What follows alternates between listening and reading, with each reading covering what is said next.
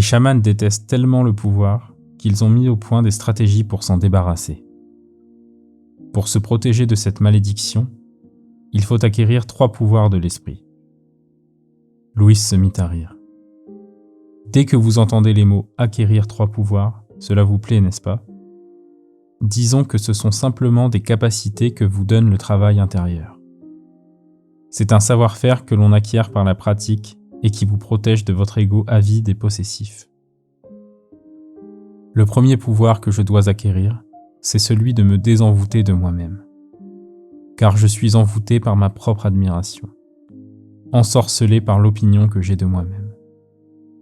Je suis envoûté soit par une version mentale qui dit que je suis un raté, que je ne suis pas aimé, que je suis un incompris, ou alors je suis envoûté par l'idée que je sais tout, que je n'ai besoin de personne, que je ne peux pas me tromper.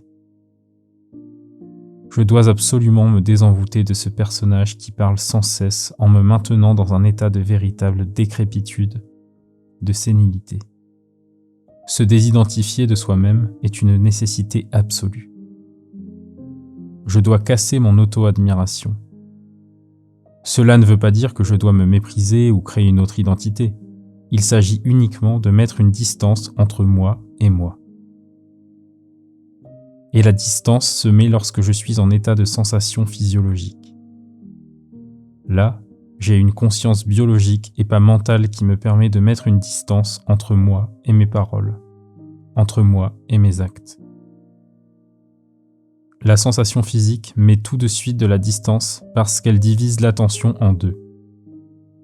Une partie pour le sentir et une partie pour l'écoute ou pour l'énonciation de la parole. Le rappel de soi sensitif, qui est également basé sur la division de l'attention, est une autre technique pour extirper de vous le mécanisme de l'identification. Le deuxième pouvoir que je dois acquérir, c'est de devenir guérisseur. Non pas guérisseur des autres, guérisseur de moi-même.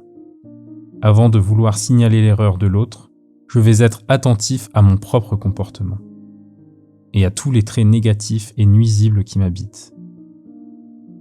Je vais ainsi pouvoir me guérir de mes manies, de mon habitude de vouloir toujours avoir raison, de ma sécheresse, de mon narcissisme, de mes peurs. Je vais aussi entrer sensitivement à l'intérieur de mon corps, afin d'amener la paix et l'abondance dans la rate, dans le foie, le pancréas, les poumons, la vessie, le cerveau. Je vais sacraliser chaque partie de mon corps pour expulser tout le négatif qui s'est incrusté jusque dans mes organes, comme le désir de pouvoir, le désir de connaissance, l'avidité.